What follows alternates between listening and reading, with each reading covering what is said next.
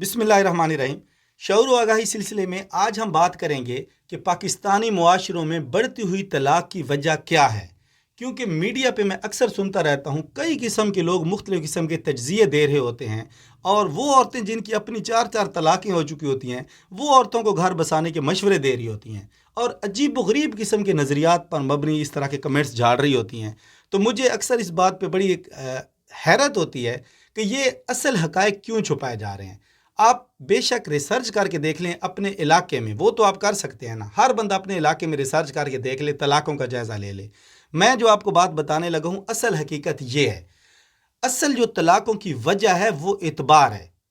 अब मैं आपको प्रूफ के साथ ये बात साबित करके दूंगा। देखें, हमारे मुआशरों में ज़्यादातर जो तलाक़ें इस वक्त नौजवान नस्ल हो रही हैं ना, इसकी वो ये है कि औरत आज़ादी चाहती है, मर्द उसको कुछ ना कुछ आज़ादी दे देता है एतबार करके, और उस आज़ादी का जब नतीजा आता है फिर मर्द चूँकि मजाजी खुदा है, शिर्क तो बर्दाश्त कर नहीं सकता, इसलिए फिर उसका नतीजा तलाक की सूरत में, और फिर ऐसा एतबार जाता है कि आइंदा किसी पे आता नहीं है।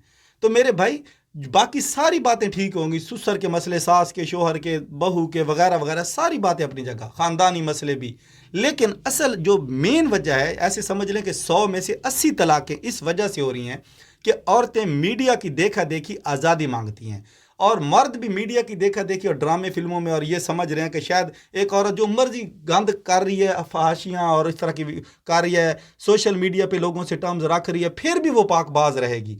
इस चक्कर में वो इतबार कर बैठता है। वो ये भूल जाता है कि जो भी चीज़ खिलाफ फितरत जाती है उसका नतीजा निकलता है। ये खिलाफ फितरत है। मर्द और औरत को सेपरेट ही रहना चाहिए, क्योंकि अगर ये कहीं पे भी ये मिक्सचर होगा ना, तो उसका नतीजा ज़रूर बाहर निकलेगा, और उसका नतीजा जब निकलेगा तो फिर आपको पछताना पड़ेगा। इसलिए पाकिस्तान में 80% तलाक़ों की वजह औरतों की आज़ादी मांगने पर मर्दों का इतबार करके उनको आज़ाद कर देना है। इसका हल ये है कि आप औरतों को एक लिमिटेड आज़ादी दें, लिमिट क्रॉस ना करने दें, और वो आज़ादी भी अंडर चेक एंड बैलेंस हो, आपका कंप्लीट चेक एंड बैलेंस हो। अगर आप मोबाइल इसको अलाउ कर रहे हैं तो उसके ऊपर चेक एंड बैलेंस रखें कि क्या एक्टिविटीज़ हो रही हैं। इसके अलावा अगर आप किसी जॉब के लिए या किसी सेटअप और में उसको अलाउ कर रहे हैं तो उसके ऊपर निगरानी रखें, क्योंकि पहले स्टेप पे कोई मशकूक हरकत अगर आपने नोट कर ली तो आपका घर तबाही से बच जाएगा।